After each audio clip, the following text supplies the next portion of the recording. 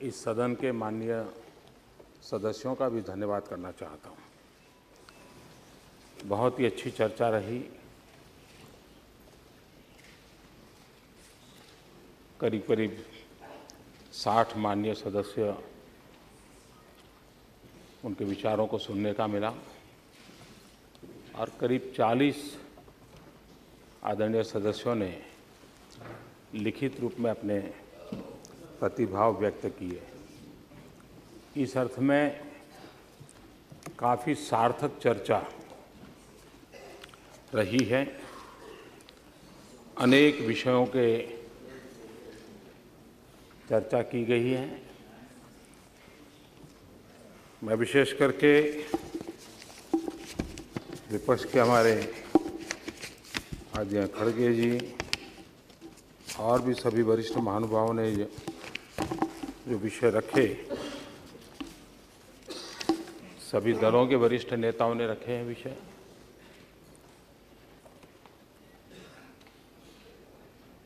राष्ट्रपति जी ने अपने अभिभाषण में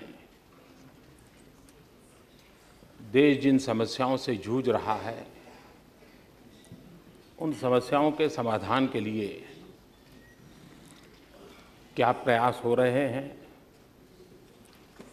किस दिशा में हो रहे हैं और किस गति से हो रहे हैं, उसका उल्लेख किया है। ये बात सही है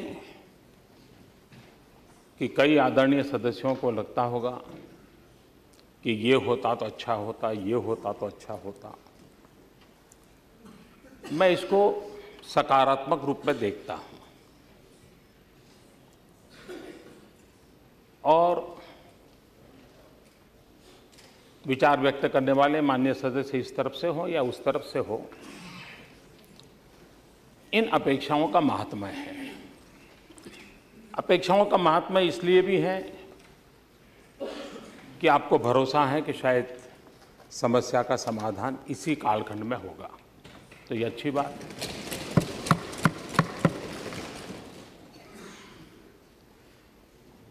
कुछ ये भी बातें आई हैं कि भाई आप तो हमारी योजनाओं को ही नाम बदल रहे हो। मैं नहीं मानता हूं कि मुद्दा योजना का और योजना के नाम का है। मुद्दा समस्या का है। योजना नई है, पुरानी है, इसका तो विवाद हो सकता है, लेकिन इसमें कोई विवाद नहीं है कि समस्या पुरानी है। और इसलिए हमें जो समस्याएं विरासत में मिली है, उन समस्याओं का समाधान करने के रास्ते हम खोज रहे हैं। जिनको ये भी लगता है कि ये तो हमारे योजना थी, आपने नाम बदल दिया,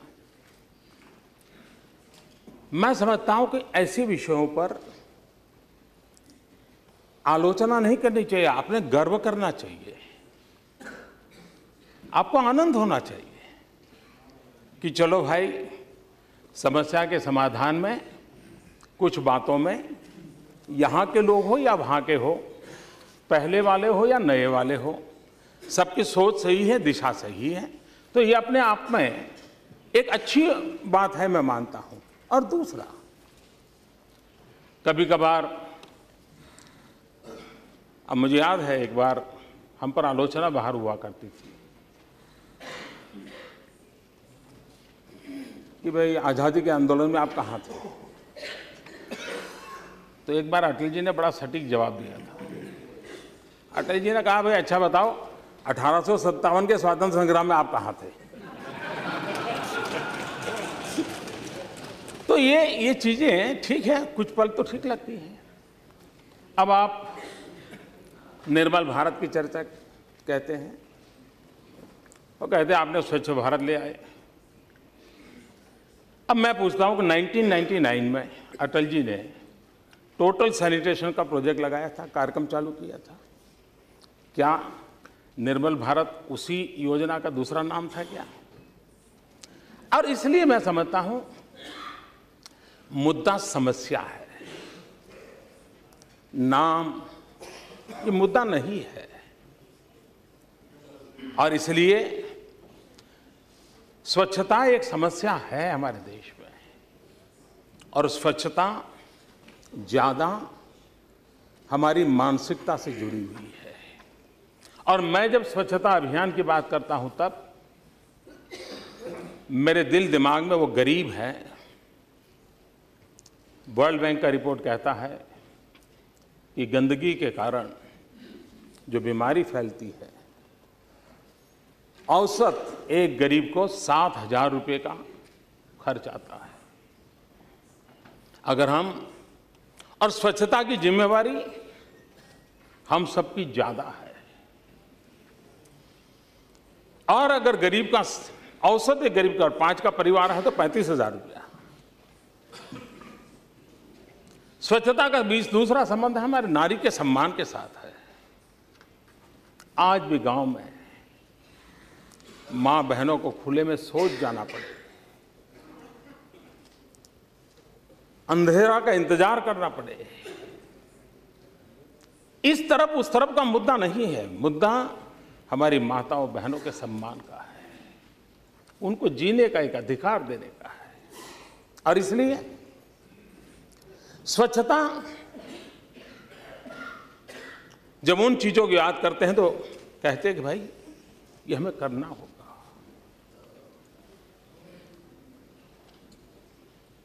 बालिकाएं स्कूल छोड़ देती है, पढ़ाई छोड़ देती है, क्यों? एक प्रमुख कारण ध्यान में आया, और वो कारण ये था कि स्कूल में गर्ल चाइल्ड टॉयलेट नहीं है। सवाल किसी को दोष देने का नहीं है, इस समस्या का समाधान खोजने का है। और इसलिए स्वच्छता के अभियान को आगे बढ़ाया है। तो मैं, ये 3 चीजें मेरे मन को हमेशा आंदोलित करती हैं। और सिर्फ स्वच्छता अभियान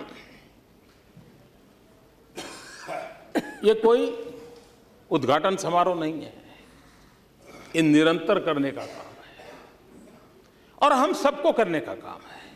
हम में से कोई नहीं है जिसको गंदगी पसंद है, लेकिन स्वच्छता का आरंभ मुझे करना चाहिए, उस पर हम जागरूक नहीं है। क्या 125 करोड़ देशवासियों को इस काम में जोड़ना चाहिए कि नहीं जोड़ना चाहिए? और मुझे खुशी हुई, कल सुप्रिया जी ने अपने भाषण में कहा था कि एक अच्छा अभियान है, हम एमपी कैसे जुड़े। सामने से उन्होंने पूछा हाउस में, हम कैसे जुड़े। मैं मानता हूं हमें जो एमपी लेड फंड मिलता है, और हमें कल्पना नहीं है कि जन सामान्य इस काम को कितना पसंद करता है। मुझे एक मीडिया ग्रुप के लोग मिले थे, वो कह रहे थे कि हमने केदारनाथ की कैलेमिटी में काम किया, धन संग्रह किया, हमें 4 करोड़ रुपया मिला। हमने गुजरात में भूकंप हुआ, हमने काम किया, लोगों ने हमको 3 करोड़ रुपया दिया। लेकिन अभी हमने स्वच्छता को लेकर के हमारे टेलीविजन के माध्यम से अभियान चलाया, हमें लोगों ने 400 करोड़ रुपए दिए। ये हाँ, और हम राजनीति में हुए उन लोगों से मैं कहूंगा, अगर आप वोट के हिसाब से भी करते हैं तो समाज को ये बहुत ही मनपसंद काम है, और अगर समाज नीति से करते हो तो इससे बड़ा स्वांतः सुखाई कोई काम नहीं हो सकता है। और इसे नाम ये रहे वो रहे, इससे ऊपर उठ करके समस्या न रहे, उस पर हम केंद्रित करेंगे तो मैं समझता हूं हम बहुत कुछ कर सकते हैं। आदरणीय मुलायम सिंह जी ने कल एक अच्छी बात कही। उन्होंने कहा मोदी जी स्वच्छता की बात करते हैं, 80 घाट सफाई करने गए थे, अभी भी पूरा नहीं हुआ है। मुझे समझ नहीं आया कि मैं हंसूं कि रोऊं, इसलिए कि आदरणीय मुलायम सिंह जी उत्तर प्रदेश सरकार का रिपोर्ट कार्ड दे रहे थे कि केंद्र सरकार का रिपोर्ट कार्ड दे रहे थे?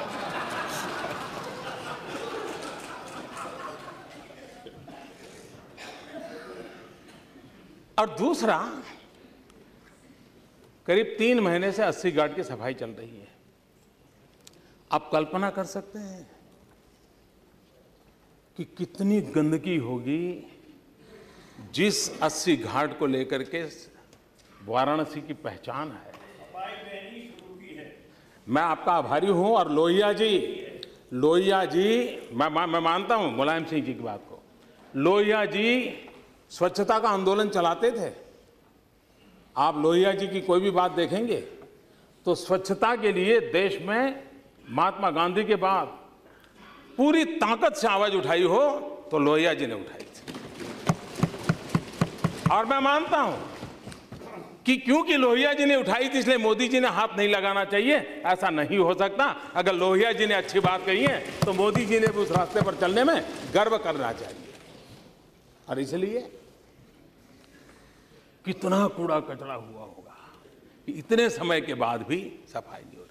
आपको हैरानी होगी, हमारी विदेश में एम्बेसीज, हमारी सुषमा जी ने सभी देशों को चिट्ठी लिखी एम्बेसीज को, ये स्वच्छता अभियान भारत में शुरू हुआ है, आपकी एम्बेसी का हाल जरा देखो। और मुझे जो एम्बेसी से फोटोग्राफ आए हैं कि एम्बेसी के पहले हाल क्या थे, अब क्या है। जहां हमारे लोग रहते थे वहां गंदगी के ढेर थे, कागज पानी में भीग करके पत्थर से बन गए थे। सरकारी दफ्तरों में व्यवस्था नहीं है क्या? है, स्वभाव नहीं है।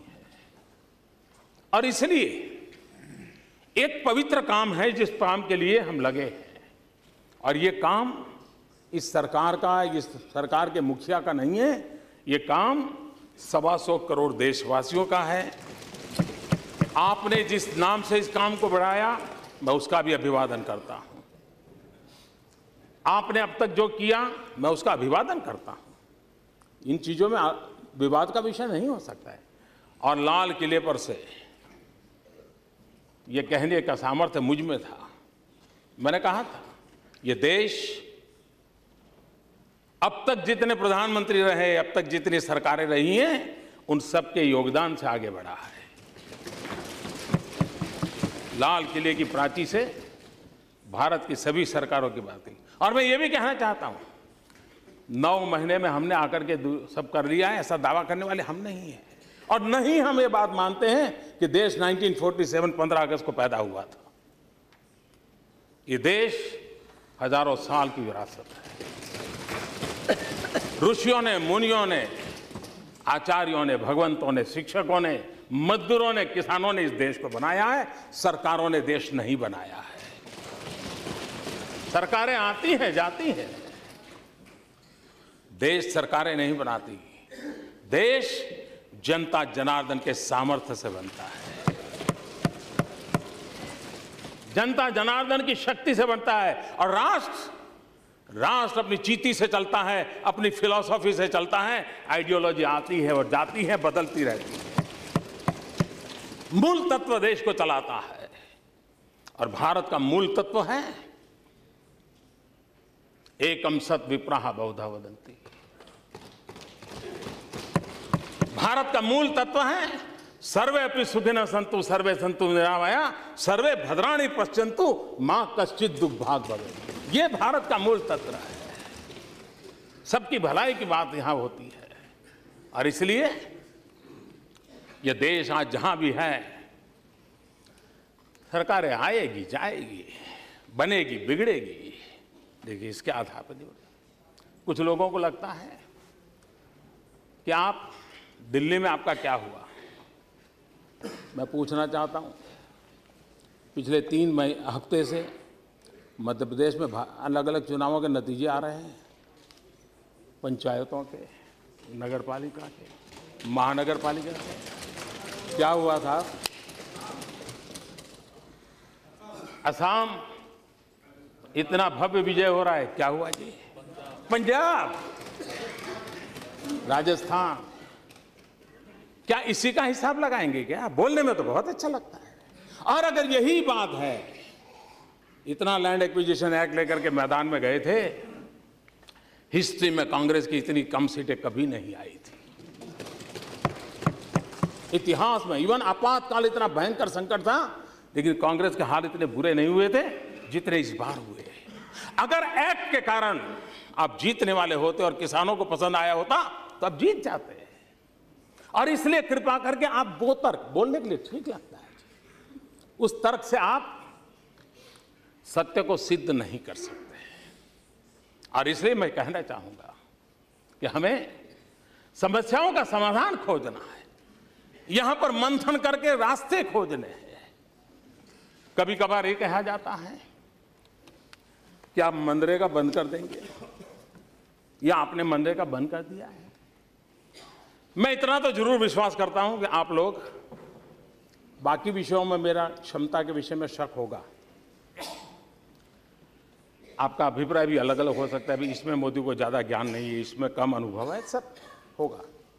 लेकिन एक विषय में आपको जरूर, एक विषय में आप मानते होंगे कि मेरी राजनीतिक सूझबूझ तो है।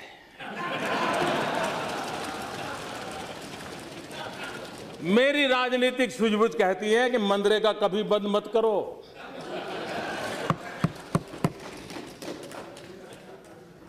मैं ऐसी गलती नहीं कर सकता हूं, क्योंकि मनरेगा आपकी विफलताओं का जीता जागता स्मारक है। आजादी के 60 साल के बाद आपको लोगों को गड्ढे खोदने के लिए भेजना पड़ा, ये आपकी विफलताओं का स्मारक है। और मैं गाजे बाजे के साथ इस स्मारक का ढोल पीटता रहूंगा, दुनिया को बताऊंगा कि ये गड्ढे तुम खोद रहे हो उन 60 साल के पापों का परिणाम है। इसलिए मेरी राजनीतिक सूझबूझ पर आप शक मत कीजिए। मनरेगा रहेगा, आन बान शान के साथ रहेगा और गाजे बाजे के साथ दुनिया में बताया जाएगा। हाँ, एक और बात जरूर होगी, क्योंकि मैं देश हित के लिए जीता हूं, देश हित के लिए जीना चाहता हूं। और इसलिए इसमें से देश का अधिक भला कैसे हो, उन गरीबों का भला कैसे हो, उसमें जो कुछ भी आवश्यक जोड़ना पड़ेगा, निकालना तो कुछ नहीं है, आप चिंता मत कीजिए जी। जो जोड़ना पड़ेगा जोड़ेंगे, जो ताकत देनी पड़ेगी हम देंगे, क्योंकि हम मानते हैं कि लोगों को पता चले भाई ये ऐसे ऐसे खंडहर छेड़ करके कौन गया है, इतने सालों के बाद भी तुम्हें ये गड्ढे खोदने के लिए मजबूर किसने किया है, ये उसको पता रहना चाहिए। और इसलिए ये तो बहुत आवश्यक है। और आपने एक बहुत अच्छा काम किया है कि आप अपने फुटप्रिंट छोड़ के गए हैं ताकि लोगों को पता चले।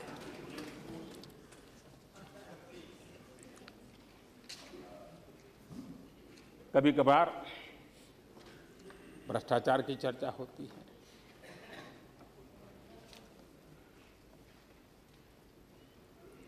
मैं मानता हूं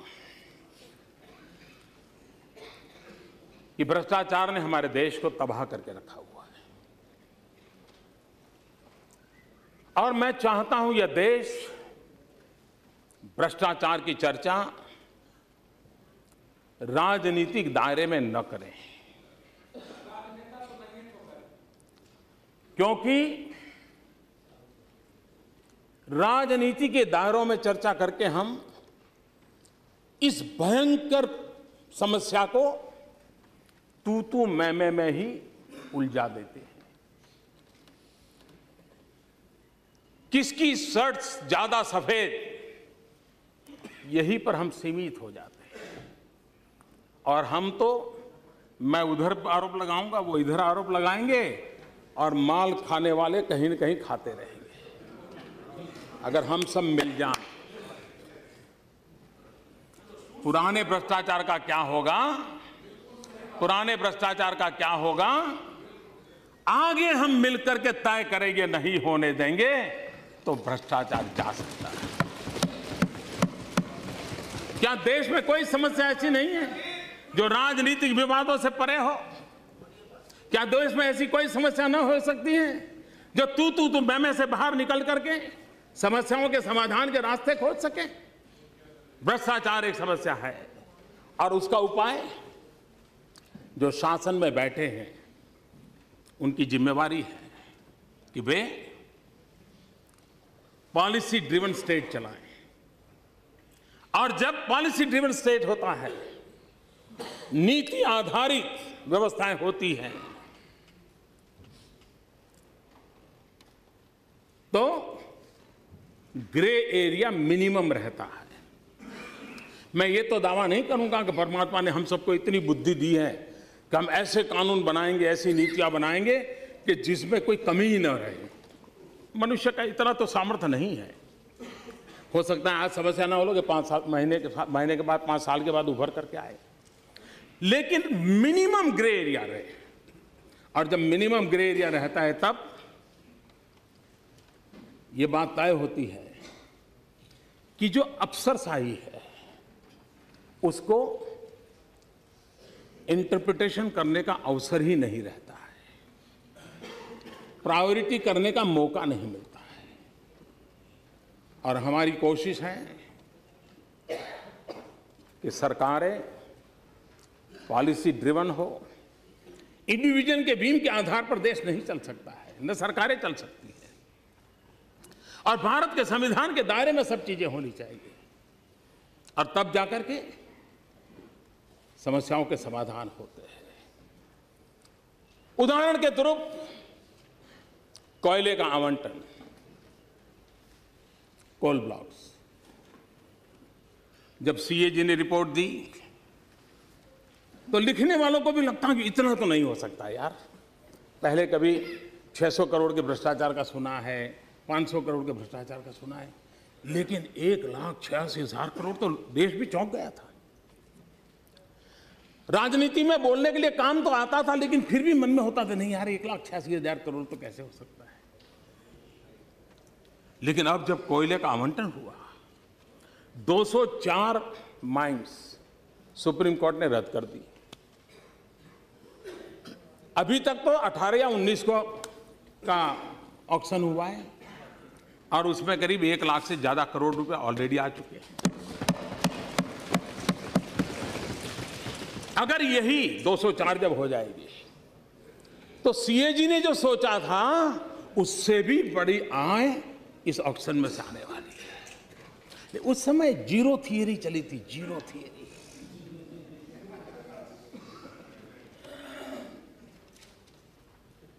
मैं ये नहीं कहना चाहता कि ये जिनके समय हुआ उनको क्या करना चाहिए, वो मेरा विषय नहीं है, वो आप जाने, आपका परमात्मा जाने। लेकिन अगर हम इस दिशा में चलते हैं तो मुझे लगता है कि रास्ते खोजे जा सकते हैं और रास्ते खोज करके, और ये सीधा सीधा उदाहरण है कि भ्रष्टाचार मुक्त व्यवस्थाएं विकसित की जा सकती हैं। ऐसी व्यवस्थाओं को विकसित किया जा सकता है जिसमें भ्रष्टाचार का अवसर कम होता जाए। और इसके लिए आप उत्तम से उत्तम सुझाव दें। इस विषय को लेकर के मेरा समय मांगेगा तो मैं आपको समय दूंगा, मैं आपसे समझना चाहूंगा। आप भी हमें गाइड कीजिए कि भाई इस भयंकर समस्या से निकलने के ये रास्ते हैं 4। शासन व्यवस्था देखेगी उसको, लेकिन हम सब मिलकर प्रयास करें कि इस बदी से देश को हम मुक्त कराएं और हम मान के चलें कि हो क्या रहा है। यहां पर अधिकतम आदरणीय सदस्यों ने काले धन की चर्चा की है। जिस काले धन की चर्चा करने से लोग कतराते थे, काले धन की बात आते ही मुंह पे रंग बदल जाता था, उनके मुंह से जब आज काले धन की चर्चा सुनता हूं तो मुझे इतना आनंद होता है, इतना आनंद होता है कि जिस आनंद की कल्पना नहीं कर सकते। और मैं मानता हूं हमारी सबसे बड़ी सिद्धि है तो यह है कि हमने देश को काले धन पर बोलने के लिए मजबूर कर दिया। सुप्रीम कोर्ट की बातें तो बहुत होती हैं, लेकिन सुप्रीम कोर्ट ने एसआईटी बनाने के लिए कहा था काले धन पर। सुप्रीम कोर्ट तक का के सम्मान करने से हम चूक गए। क्या हमारी जिम्मेवारी नहीं थी कि जब सुप्रीम कोर्ट ने काले धन के लिए एसआईटी बनाने के लिए कहा था तो बिना समय बिताए हम काले धन के लिए एसआईटी बना देते? 3 साल तक हमने एसआईटी नहीं बनाई, सुप्रीम कोर्ट के कहने के बावजूद भी नहीं बनाई। नई सरकार बनने के बाद पहली कैबिनेट मीटिंग में पहला निर्णय किया काले धन के लिए एसआईटी। काले धन की बात आती है तो स्विस बैंक की चर्चा आती है। मैं श्रीमान अरुण जेटली जी को बधाई देता हूं कि उन्होंने कानूनों का अध्ययन किया, अंतर्राष्ट्रीय कानूनों का अध्ययन किया और स्विट्जरलैंड गवर्नमेंट को महत्वपूर्ण जानकारियां हमें एक्सचेंज करने के लिए उनको राजी कर लिया। और उसके कारण अब वहां की बैंकों की जो जानकारियां हैं वो पाने का हमारे लिए रास्ता खुला है। मैं वित्त मंत्री जी को अभिनंदन करता हूं। इतना ही नहीं, G20 समिट में आप भी जाते थे, हम तो पहली बार गए। हमारे लिए तो कईयों के चेहरे भी पहली बार देखने का अवसर आया था। हमने G20 का क्या उपयोग किया?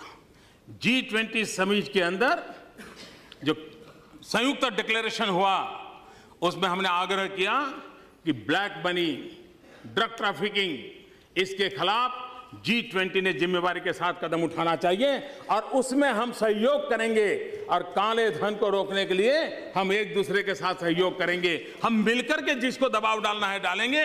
इसका निर्णय G20 समिट में करवाया। हमारी कोशिश और इस रास्ते से हम भटकने वाले भी नहीं हैं, हटने वाले भी नहीं हैं और कोई इससे बचेगा नहीं, मैं आपको कह के रखता हूं। और कृपा करके कोई ये ना कहे कि हम विंडिक्टिव थे इसलिए किया है। हम वादा करके आए।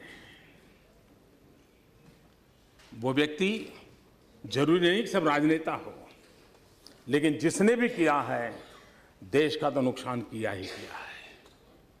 और इसलिए उसके संबंध में सरकार की इच्छा शक्ति चाहिए, हमारी है। सरकार के प्रयास होने चाहिए, हम कर रहे हैं और अंतिम विजय प्राप्त करने तक हम करते रहेंगे। ये मैं इस सदन को विश्वास देता हूं।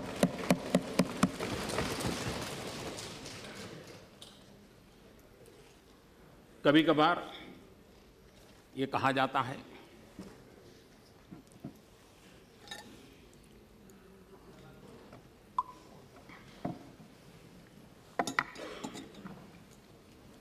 कि आपने नया क्या किया। मैं एक उदाहरण देता हूं, काम को कैसे किया जाए। एक तरफ हम किसान की बात बहुत करते हैं, लेकिन किसान को मुसीबतों से बाहर निकालने के लिए हम कोई रास्ते खोजेंगे कि नहीं खोजेंगे? कई उपाय हैं। जैसे हम एक काम लेकर के निकले हैं, पर ड्रॉप मोर क्रॉप। हमारे देश में पानी की कमी है, सारी दुनिया पानी के संकट से जूझने वाली है। क्या सरकारों का जिम्मेवारी नहीं है कि आने वाले 30-40 साल के भविष्य को देख करके कुछ बातों को करें कि हम तत्कालीन लाभ के लिए ही करेंगे? हो सकता है राजनीतिक लाभ हो जाएगा, लेकिन राष्ट्र नीति किस लिए, उस तराजू में वो बात बैठेगी नहीं। हमने सॉइल हेल्थ कार्ड की बात कही है। ये सॉइल हेल्थ कार्ड की बात जो हम कर रहे हैं, हमने मंत्र दिया है, स्वस्थ धरा तो खेत हरा। लेकिन इस काम को सिर्फ विज्ञान भवन में रिबन काट करके, दिया जला करके हम काम नहीं करते हैं। ये सरकार कैसे काम करती है? मैंने अधिकारियों को सूचना दी कि क्यों न हम, जैसे आज किसी भी डॉक्टर के पास जाइए तो पहले आपका वो ब्लड टेस्ट करवाने के लिए कहता है, यूरिन टेस्ट करवाने के लिए कहता है, उसके बाद ही वो दवाई के लिए सोचता है, तब तक वो दवाई नहीं देता है, सारे टेस्ट करवाता है। जिस प्रकार से शरीर के स्वास्थ्य के लिए इन चीज़ों की आदत है, क्या हम देश में किसानों के लिए भी ये बात पहुंचा सकते हैं क्या कि आप फसल पैदा करने से पहले, जमीन से फायदा उठाने से पहले उस जमीन की तबीयत कैसी है वो तो जानो। जिसे हम भारत माँ कह रहे हैं, उस भारत माँ का हाल क्या है, उस धरा का हाल क्या है, उस पृथ्वी माता का हाल क्या है, वो तो पहले जानो। कहीं हमारे पापों के कारण हमारी धरा बीमार तो नहीं हो गई है। हमने इतना यूरिया डाला, इतना यूरिया डाला, यूरिया डाला, यूरिया का झगड़ा करते रहे, लेकिन यूरिया डाल करके हमने हमारी इस धरा को तबाह तो नहीं कर दिया है। ये उसको कब समझ में आएगा? जब हम सॉइल टेस्टिंग करेंगे तब। अब सॉइल टेस्टिंग का कार्ड निकालेंगे, दे देंगे, इससे बात बनेगी नहीं। और मैंने कहा है, क्यों न हम गांव-गांव सॉइल टेस्टिंग लैब के लिए एंटरप्रेन्योर तैयार करें। गांव के नौजवान जो थोड़ा बहुत पढ़ा लिखा है उसको ट्रेनिंग दे। गांव में वो लैब बनाता है तो बैंक की तरफ से उसके रेंट दिया जाए, ताकि गांव के लोग उस लेबोरेटरी में जाने की आदत बन जाए। हर साल बारिश की सीजन के पहले अपनी जमीन को एक बार चेक करवा लें, मार्गदर्शन प्राप्त करें, माइक्रो न्यूट्रिशन की डिटेल जाने। उसी प्रकार से हमने कहा कि हमारे यहाँ 10वीं 12वीं की विज्ञान की जो स्कूल है और कॉलेजेस है, विज्ञान धारा की हर एक में लेबोरेटरी है, लेकिन हमारे देश में करीब करीब फरवरी से जुलाई तक लेबोरेटरी बंद रहती है, लैब बंद होती है, क्योंकि बच्चे एग्जाम में लग जाते हैं और स्कूल खुलने में जून जुलाई महीना आ जाता है। करीब 4-5 महीना महत्वपूर्ण समय, 3-4 महीना स्कूल की लैब खाली पड़ी होती है। हमने कहा उन 10वीं 12 के विद्यार्थियों को भी सॉइल टेस्टिंग कोई बहुत बड़ी टेक्नोलॉजी नहीं, आराम से किया जा सकता है, उनको ट्रेनिंग दो और स्कूलों के अंदर वैकेशन के अंदर सॉइल टेस्टिंग की लैब के रूप में उसको कन्वर्ट कीजिए। स्कूल को तो इनकम होगी, उन गांव के नौजवानों को भी इनकम होगी, ताकि वो लैब में वो और उस गांव के लोगों को। अब हमारा देश गरीब है, हम कोई रातों रात लैब बना देंगे, पैसे खर्च देंगे। हम optimum utilisation of our infrastructure, ये है गुड गवर्नेंस, ये है तरीके। उन तरीकों से समस्याओं का समाधान किया जा सकता है। और जब एक बार हमारे किसान को पता चलेगा कि हमारी फसल, मेरी जमीन इस फसल के लिए योग्य नहीं है, तो मैं मानता हूं हमारा किसान तुरंत विश्वास से काम करेगा और आज किसान को जो खर्चा होता है वो खर्चे से बच जाएगा। कभी कभी यहां पर आया कि भाई पेट्रोल डीजल के तो अंतर्राष्ट्रीय भाव घटे हैं, लेकिन आपने क्यों कम नहीं किया? तब हम भूल जाते हैं। जब हम सरकार में आए तो सूखे की स्थिति थी, 12% बारिश कम थी, और तब हमने निर्णय किया कि डीजल में जो सब्सिडी दी जाती है उसमें 50% और बढ़ोतरी की जाए। बिजली के दाम में जो पैसे लिए जाते हैं उसकी सब्सिडी में 50% और बढ़ोतरी की जाए, और उसके कारण डीजल के अंदर सरकार पर आर्थिक बोझ बहुत बड़ा आया। किसानों को दिया, जो कहते हैं कि हम नहीं देते, ऐसा नहीं है, हमने दिया है। लेकिन आपको पिछले मई जून जुलाई का याद नहीं रहता है, आपको इस आपको इस अक्टूबर नवंबर दिसंबर का याद रहता है। ऐसा नहीं है जी। सरकार आखिर किसके लिए है? ये सरकार गरीब के लिए है, ये गरीबों को समर्पित सरकार है। हम हैं जिन्होंने एक्सपेंडिचर कम करने के लिए एक्सपेंडिचर कमीशन बनाया है, क्योंकि हम चाहते हैं कि शासन में जो अनाप शराब खर्चे हो रहे हैं उसको रोकना चाहिए, ताकि ये पैसे गरीब के काम आए, गरीब के कल्याण के काम आए। उस पर हम चल रहे हैं, हम गुड गवर्नेंस की ओर जा रहे हैं। आप देखिए, हम ऐसे लोग हैं, अब ये आप नहीं कहेंगे कि हमारे जमाने से हैं। मैं अभी भी समझ नहीं पाता था बचपन से कि जेरोक्स का जमाना आया, फिर भी मुझे अपना सर्टिफिकेट को सर्टिफाई कराने के लिए किसी गेजेटेड ऑफिसर के पास जाना पड़ता था।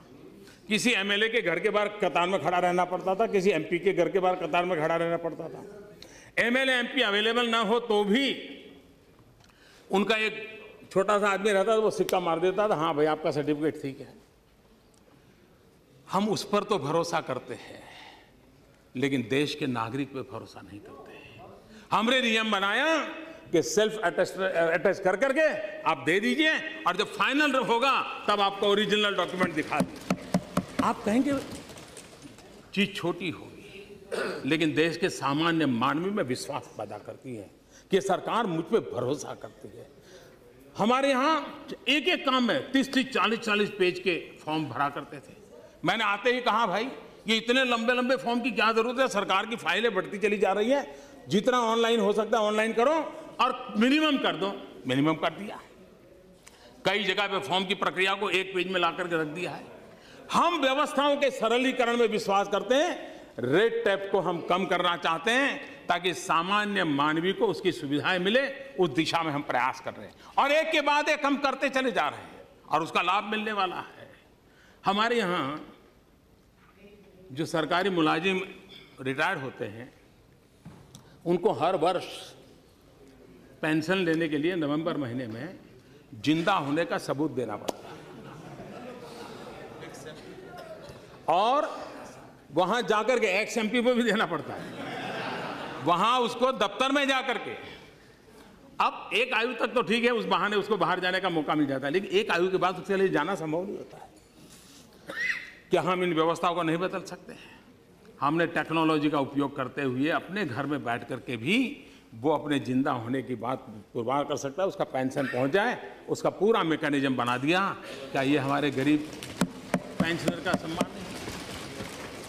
आपको लगेगा इतना बड़ा देश है, मोदी छोटी छोटी बातें करते हैं। मुसीबतों की जड़ ही तो छोटी छोटी होती है,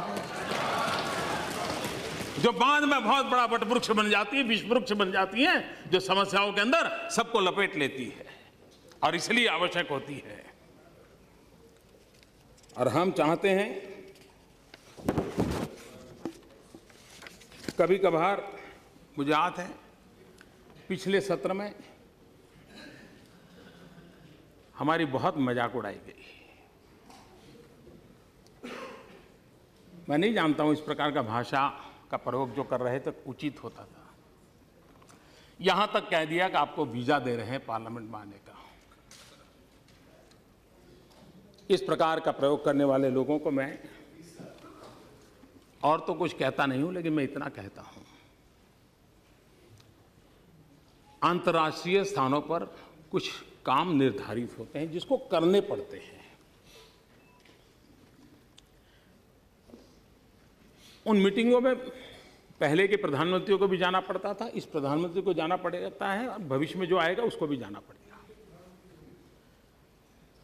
लेकिन वही एक मजाक का विषय बन जाए कि हमारी राजनीति इतनी नीचे आ गई है कि हम कोई ऐसी बातों की चर्चा कर रहे हैं कि आपके पास मेरी आलोचना करने के लिए और कोई मुद्दे नहीं बचे।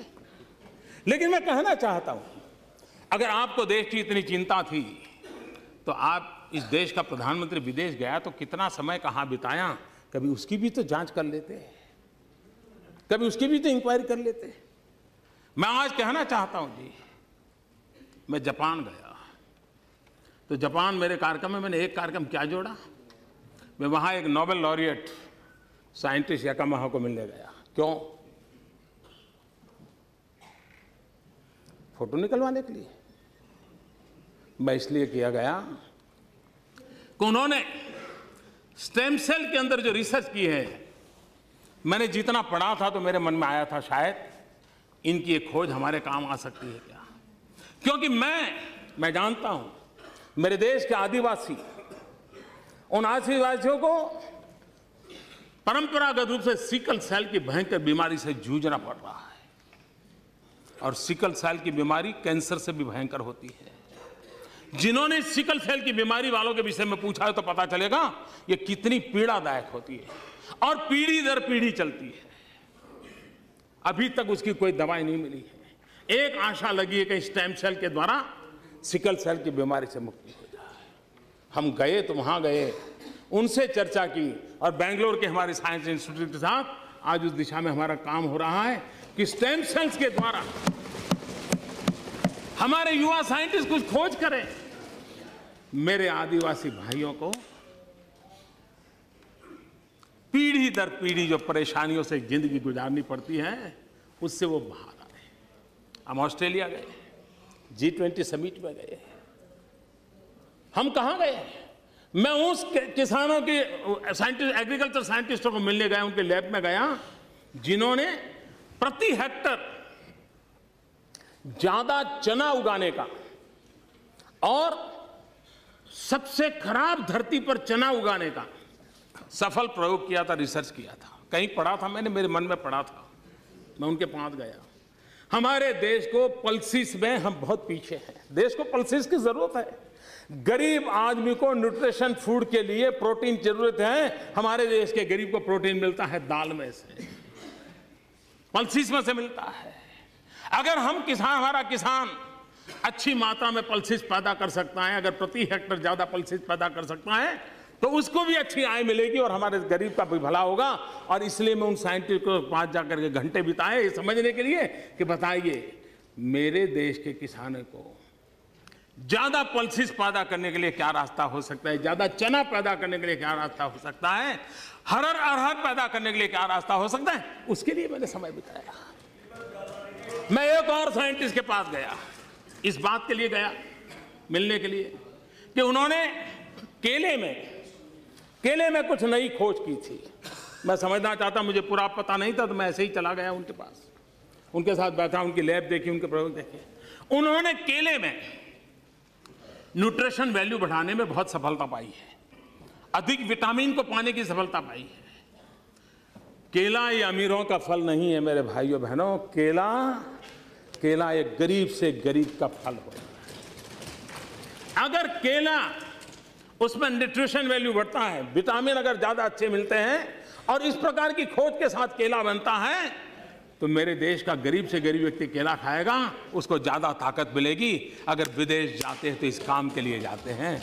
देश का गरीब हमारे दिमाग में होता है, देश का आदिवासी हमारे दिमाग में होता है, देश का किसान हमारे दिमाग में होता है। और दुनिया में जो भी अच्छा है, जो मेरे देश के गरीबों के काम आए, उसको लाने की एक तड़प होती है। उस तड़प के लिए हम कोशिश करते हैं और इसलिए समय का सदुपयोग करते हुए हम किस प्रकार से हमारे देश को आगे ले जाएं, उसके लिए सोचते हैं, उसी को लिए करते रहते हैं, उसी पर हम करने के लिए कोशिश प्रयास करते हैं। यहां पर जनधन योजना को लेकर के कहा गया कि ये तो हमारे यहां समय थी। बैंकों का राष्ट्रीयकरण होने के बाद 40 साल हो गए और गरीबों के लिए बैंकों का राष्ट्रीयकरण किया गया था, लेकिन आज भी इस देश का गरीब बैंक के दरवाजे से दूर था। और बैंकिंग सिस्टम आज फाइनेंशियल व्यवस्था की इंक्लूजन की मेन धारा बन गई है। अगर हम आगे चल करके कोई योजनाएं बनाना चाहते हैं तो शुरुआत यहीं से होती है। और हमने 15 अगस्त को ऐलान किया था और यह कहा था कि 26 जनवरी को झंडा फहराएंगे, उसके पहले हम काम पूरा करेंगे। समय के रहते हुए काम पूरा किया कि नहीं किया? जिस बैंक के अंदर गरीब को जाने का अवसर नहीं मिलता था, उस बैंक के मुलाजिम जो कोट पैंट टाई पहनते हैं, एयर कंडीशन कमरे के बाहर नहीं निकलते हैं, वो मेरा बैंक का मुलाजिम, मेरा साथी गरीब की झोपड़ी तक गया, गरीब के घर तक गया। क्या ये सरकार प्रेरणा नहीं दे सकती? ये परिवर्तन नहीं ला सकते हैं? लाए हैं। और मैं आज विशेष रूप से बैंकिंग सेक्टर के ऊपर से नीचे तक के सब महानुभावों का अभिनंदन करता हूं कि उन्होंने इस बात को उठा लिया, उस बात को उठा लिया, पूरा किया।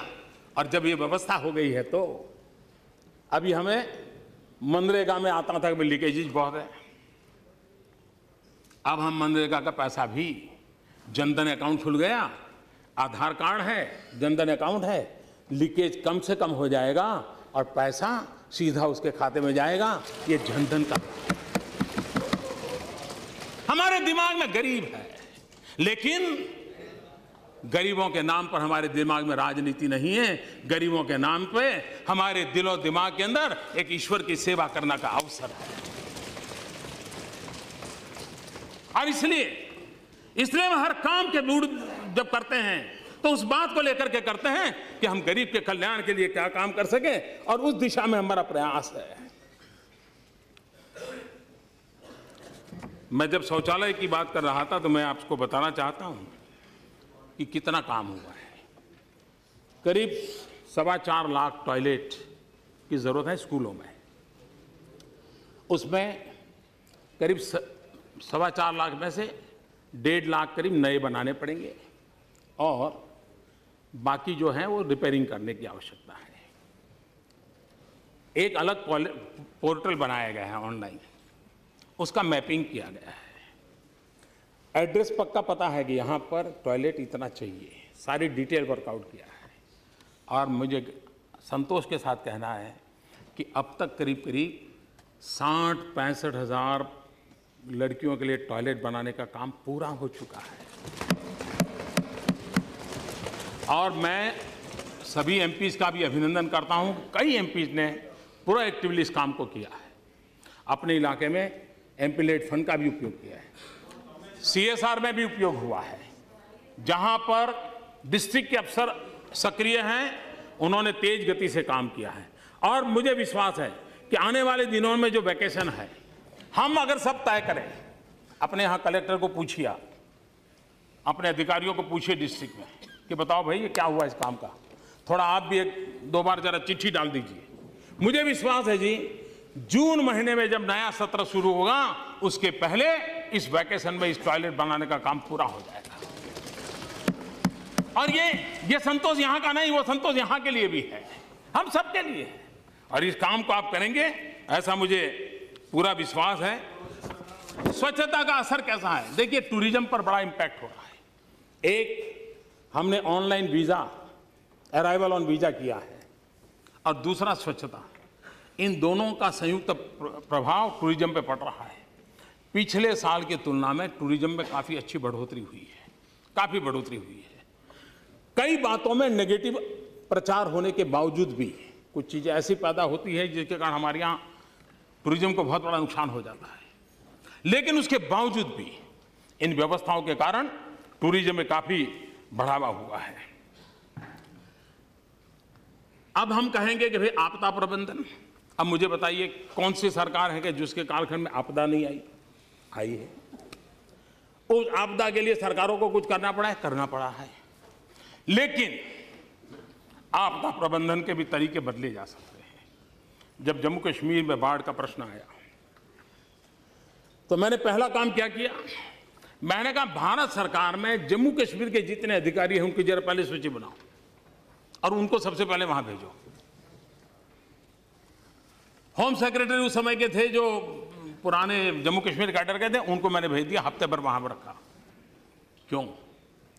भारत सरकार का दायित्व बनता है कि सिर्फ इतना चेक दिया उतना दे दिया इससे बात बनती नहीं है। हमने पूरी ताकत से उसके साथ कंधे से कंधा मिला के खड़ा होना पड़ता है। जब हुड़हुड़ आया, मैं स्वयं तो गया, मैं कश्मीर भी स्वयं गया, अनेक बार गया। मैं कितने ही ग्रुपों के साथ बारीकी से मैंने बातें की श्रीनगर में जाकर के। मैंने अपनी दिवाली उन लोगों के बीच में बिताई। क्यों? ताकि सरकार में बैठे हुए और लोगों को भी सेंसिटाइज हो कि भैया हमारा दायित्व बनता है। ऐसा नहीं कि बाढ़ पूरी हो गई तो उनको अपने नसीब पर छोड़ दिया जाए, ये हमारा दायित्व बनता है। और इसलिए हमारा अप्रोच प्राकृतिक आपदा के समय में भी तू मैं का नहीं होता है, एक अपनेपन की जिम्मेवारी के साथ होता है। और हमारे पास जो भी शक्ति है उसका सही ढंग से उपयोग करते हुए उसको कैसे समस्या से बाहर निकालना, उस दिशा में हमारा प्रयास रहता है और उसकी ओर हम जाना चाहते हैं। यहां पर लैंड एक्विजिशन एक्ट को लेकर के बढ़िया बातें मैं सुन रहा हूं। हमें इतना अहंकार नहीं होना चाहिए कि हमने जो किया उससे अच्छा इस दुनिया में कुछ हो ही नहीं सकता है। और जब लैंड एक्विजिशन एक्ट बना था तब हम भी तो आपके साथ कंधे से कंधा मिलाकर के खड़े रहे थे। उसको पारित करने के लिए हमने कोई इफ बट्स का काम नहीं किया था। हमें लगा कि भाई चलिए, हम जानते थे इसका अब राजनीतिक फायदा लेने के लिए ही जल्दबाजी कर रहे, सब जानते थे। उसके बावजूद भी हम आपके साथ खड़े रहे थे। लेकिन हम आपसे पूछना चाहते हैं, 1894 में जो कानून बना, उसकी कमियां देखते देखते आपको 2013 आ गया क्या? 120 साल बीत गया। 60 साल तक ये देश के किसान उसी कानून के भरोसे जीते थे जो 1894 में बना था। अगर किसानों का बुरा हुआ तो किसके कारण हुआ? और आज जब ये कानून बना, हम आपके साथ थे। कानून बनने के बाद कानून बनने के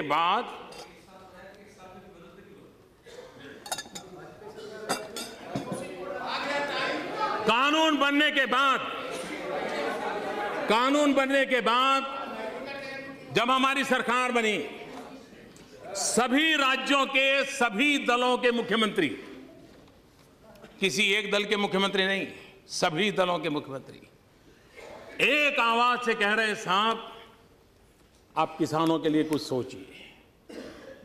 किसान बिना पानी मर जाएगा, उसको सिंचाई चाहिए, उसको इरिगेशन इंफ्रास्ट्रक्चर चाहिए, उसको गांव में सड़क चाहिए, गांव के गरीब को रहने के लिए घर चाहिए। और आप ऐसा कानून बनाए हो, आप भाजपा वाले भी साथ में थे, कि जिसके कारण हमारा भला नहीं हो रहा है। ये हिंदुस्तान की सभी सरकारों के सभी मुख्यमंत्रियों ने कही हुई बात मैं बता रहा हूं।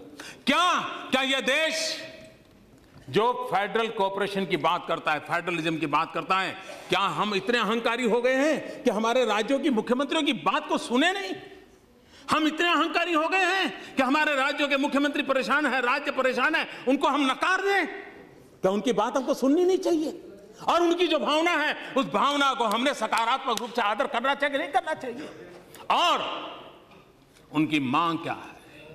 किसानों के लिए मुझे सेना के अधिकारी मिले, बोले साहब हम क्या करें, ये जो आपने कानून बनाया है, और वो तो हमको ही कहते क्योंकि हमने साथ दिया था, वो तो हमें ही कहते क्योंकि हमने साथ दिया था।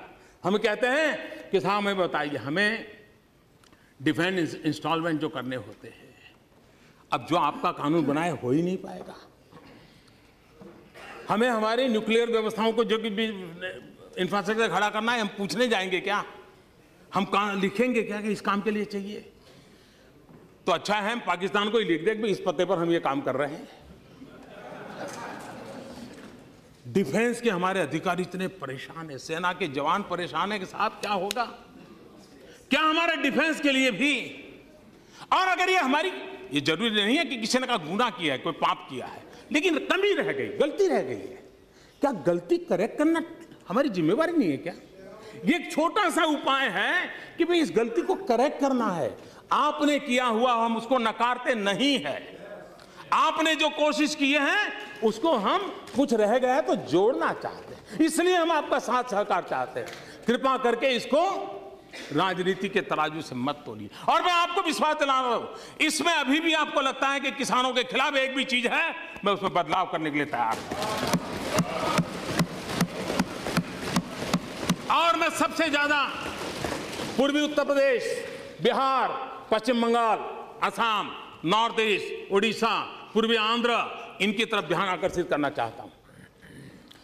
हिंदुस्तान के पश्चिमी छोर पे तो गांव में भी छोटा मोटा इंफ्रास्ट्रक्चर है, गांव में सड़कें बनी हैं।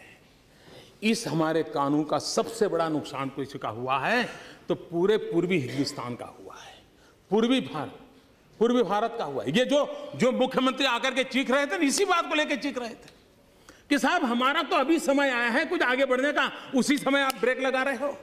क्या हमारे पूर्वी भारत के इलाकों को भी, क्या पश्चिम में जो इंफ्रास्ट्रक्चर है गांवों का, वो उनको मिलना चाहिए कि नहीं मिलना चाहिए? उनको वो सुविधा मिलनी चाहिए कि नहीं मिलनी चाहिए? और इसलिए मैं कहता हूं, आपने जो किया है हमारे सर आंखों पर, मैं आपका गर्व करता हूं। और मैं आपसे आग्रह करता हूं, उसमें जो कमियां रही हैं, समय है उसको थोड़ा ठीक कर ले। ये सिर्फ कमियों को ठीक करने का प्रयास है, और वो भी सिर्फ किसानों के लिए। मैं सभी सदन के सदस्यों से आग्रह करता हूं, इसे प्रतिष्ठा का विषय न बनाएं। और बनने के बाद भी मैं सारी क्रेडिट उस समय जिन्होंने कानून बनाया था उन्हीं को दूंगा, सार्वजनिक रूप से दूंगा।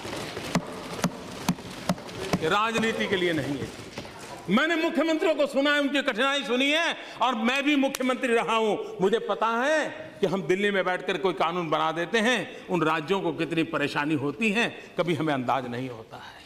और मैं एक प्रकार से उनका प्रतिनिधि भी हूं, क्योंकि मैं उसी टोली में लंबे अरसे तक रहा हूं, और इसलिए मैं उनके दर्द को जानता हूं। हाँ, किसान के खिलाफ एक भी चीज हो, हम ठीक करने के लिए तैयार हो सकता है हमें भी इस समय करते समय हमारी भी कुछ कमी रही होगी, लेकिन हमारा काम है कमियां दूर करना भाई। हमारा काम ये है, ये थोड़ा है। हाँ, इसका राजनीतिक फायदा आप लीजिए, मुझे कोई प्रॉब्लम नहीं, आप इसके लिए जुलूस के लिए रैली कीजिएगा, लेकिन देश के लिए निर्णय भी कीजिए। और इसलिए मैं आग्रह करूंगा कि हम उस दिशा में जाने के बजाय उसके ऊपर जाइए। हमारा नॉर्थ ईस्ट, हमने एक्ट ईस्ट पॉलिसी को लेकर के चल रहे हैं। मैं अभी भी मानता हूं, मैं जीवन में एक परिव्राजक रहा हूं। मेरा सौभाग्य रहा है करीब करीब हिंदुस्तान के सभी जिलों में रात गुजारने का मुझे अवसर मिला है। मैंने जिंदगी के 40 साल परिव्राजक के रूप में घुमा, इसलिए मैं जानता हूं। मैं नॉर्थ ईस्ट में बहुत रहा हूं। इतने विकास की संभावना है, वो ऑर्गेनिक कैपिटल बन सकता है देश का, इतनी ताकत है। मैं अभी बार बार नॉर्थ ईस्ट जा रहा हूं। अगर मेरा राजनीतिक उद्देश्य होता तो जहां 60-80 सीटों का बल्क होता है ना, वहीं चला जाता, लेकिन जहां एक एक सीट है वहां जाकर के 2-2 दिन बिताता हूं। इसलिए राजनीतिक मकसद से नहीं करता हूं, ये मेरे देश की अमानत है। उनकी चिंता करनी पड़ेगी, उनके साथ जुड़ना पड़ेगा, और इसलिए मेरा ये मकसद है, पश्चिमी छोर हिंदुस्तान का जिस तेजी से बढ़ा है, हमें बहुत जल्दी से हिंदुस्तान के इस पूर्वी छोर को कम से कम उसकी बराबरी में लाना पड़ेगा। चाहे मेरा बिहार हो, चाहे मेरा बंगाल हो, चाहे मेरा आसाम हो, चाहे मेरा नॉर्थ हो, चाहे मेरा पूर्वी उत्तर प्रदेश हो, उसकी बराबरी में लाना पड़ेगा। हम इस देश को एक तरफ अपंग रख करके, एक तरफ समृद्ध बना करके देश को आगे नहीं बढ़ाया जा सकते। और इसलिए मैं विकास में उसकी ओर बल देना चाहता हूं।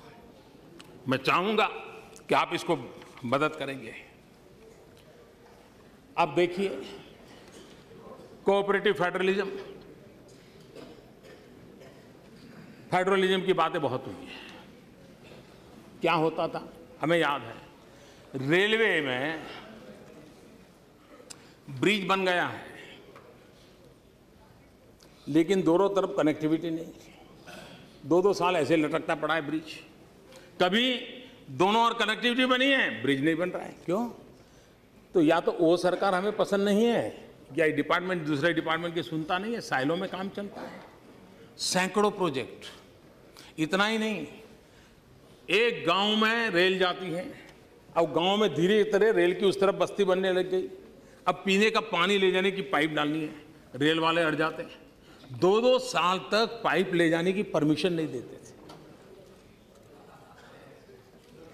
मुझे बताइए भाई, उसका क्या गुनाह? सरकार किसी की भी हो भाई, लेकिन उस गांव वाले का क्या गुनाह कि जो रेल के नीचे पाइप ले जा करके बेचारे को दूसरी ओर पानी देना नहीं देते थे। हमने सरकार में आकर के पहला हुक्म मैंने किया कि ये जो इतनी चीजें उसको क्लियर करो, और मैं आज गर्व से कहता हूं हमने सबको क्लियर कर दिया। ये देखा नहीं कि वहां किस लेवल की सरकार बैठी है, नहीं देखा। विकास ऐसे होता है, और इसलिए हमने उस दिशा में प्रयास किया है। हमारे यहाँ ये कुछ तो चीजें परमिशन में साहब, इतना सारी परमिशन रेलवे को मैंने सभी डिपार्टमेंट के साथ जोड़ दिया है। मैंने कहा है सब डिपार्टमेंट के साथ मिलकर काम करो, सभी राज्यों के मिलकर के काम करो। रेल जा रही है कि सारे लोग रुक जाए, ऐसा काम नहीं हो सकता है। हमने विकास की उस परिभाषा को लेकर के चले जाए, और इसलिए कोऑपरेटिव फेडरलिज्म की मैं बात करता हूं तो उन राज्यों की समस्याओं को हमने एड्रेस करना चाहिए। हम वो ये किया, वो किया, नहीं किया, उसके आधार पर देश नहीं चलता है जी। देश को आगे बढ़ाना है तो राज्यों को आगे बढ़ाना पड़ेगा।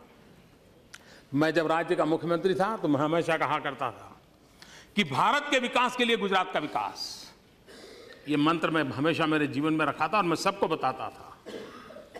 आज मैं कहता हूं कि देश को समृद्ध बनाने के लिए राज्यों को समृद्ध बनाना है। देश को सशक्त बनाने के लिए राज्यों को सशक्त बनाना होगा। हम कल्पना कर सकते हैं, हमने आते ही ये खनिज रॉयल्टी वगैरह 1.5 गुना कर दिया। वो पैसा किसको जाएगा? राज्यों को जाएगा।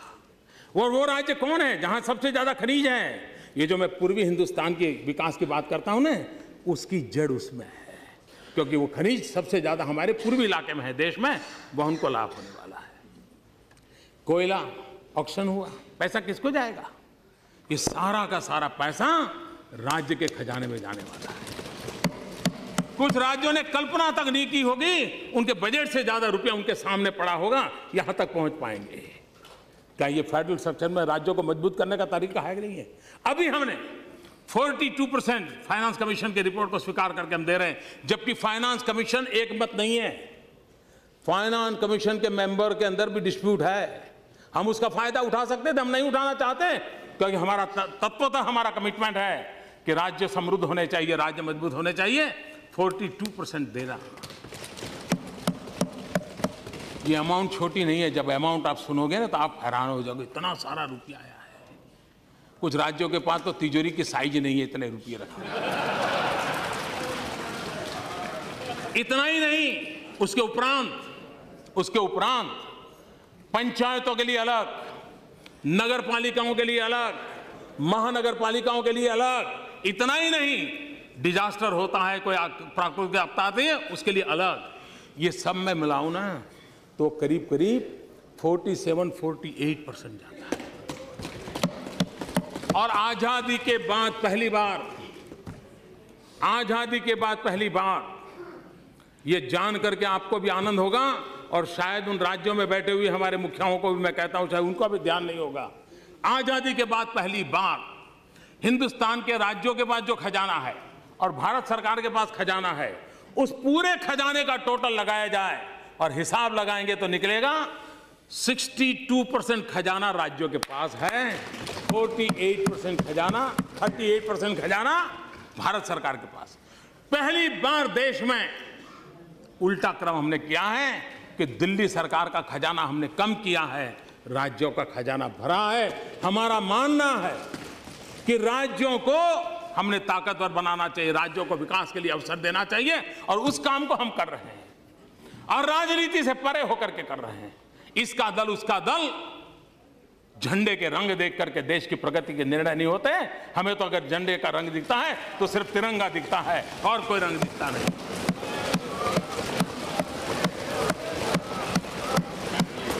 और उसी को लेकर के हम चलते हैं।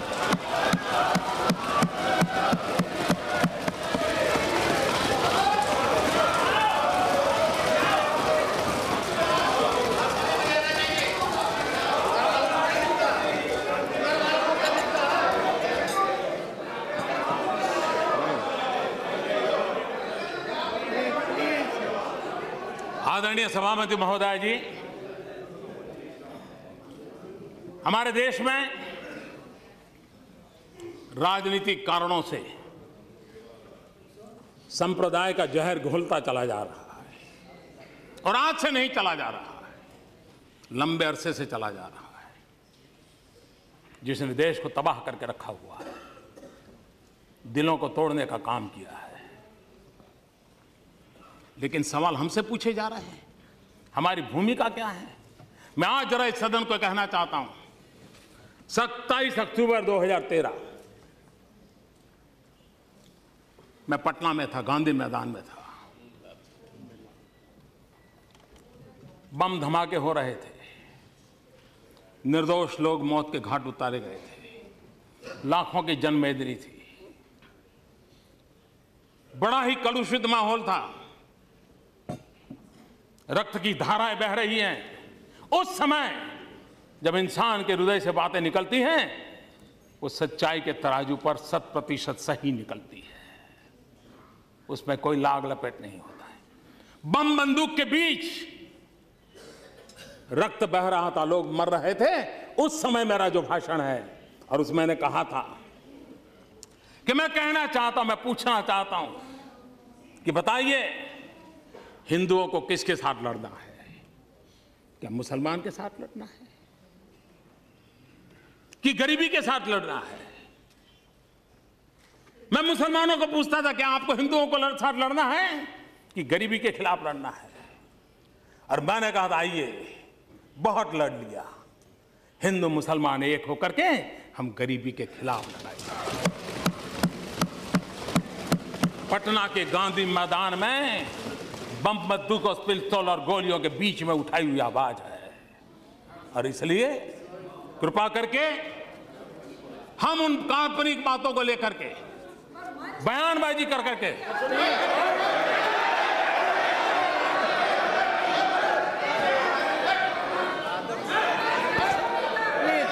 आप नहीं बोलो। रंजीता जी,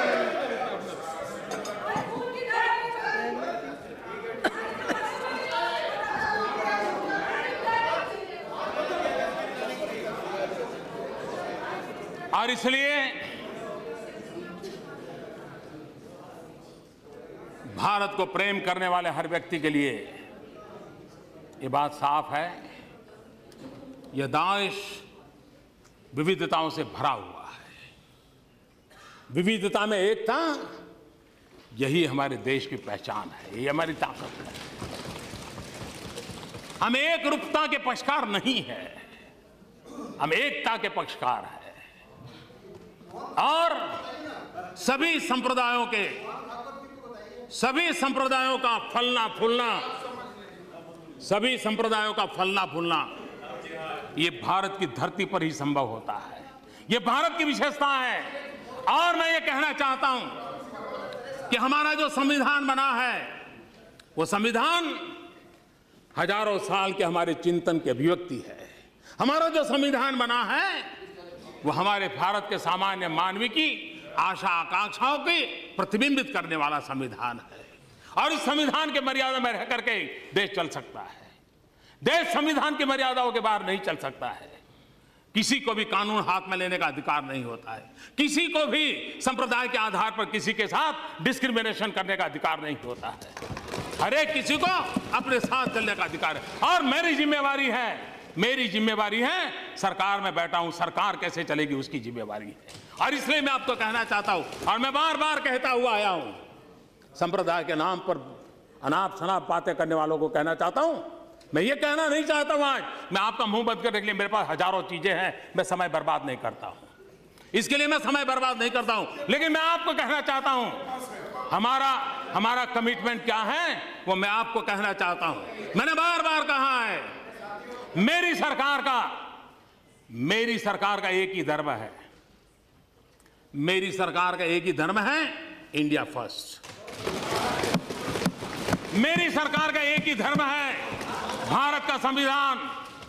मेरी सरकार का एक ही धर्म ग्रंथ है, भारत का संविधान।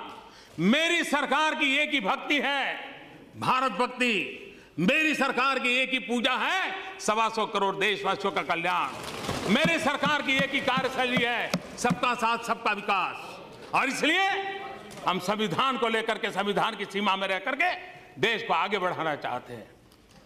हमारे यहां एकम सत विप्रः बहुधा वदन्ति हमारा तत्व ज्ञान रहा।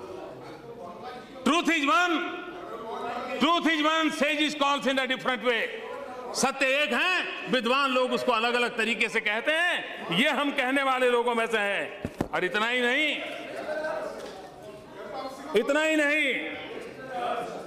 यही देश है जहां गुरु नानक देव ने क्या कहा है।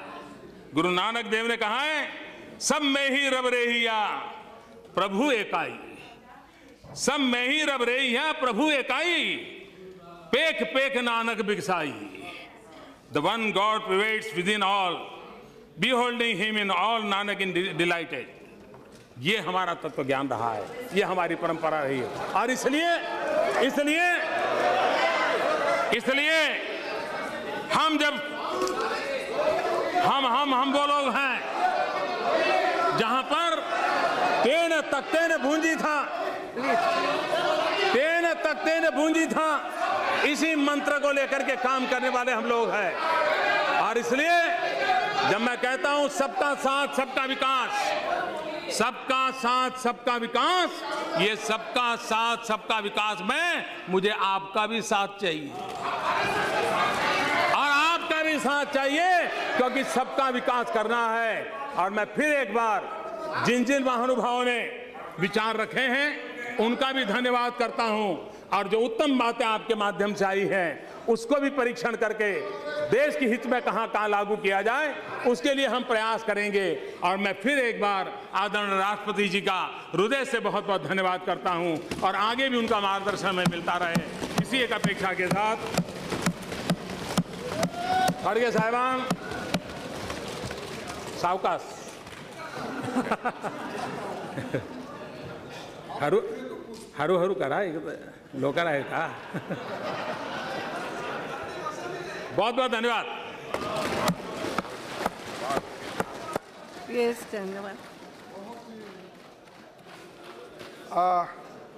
इस बात पे कोई शक नहीं है कि बहुत ही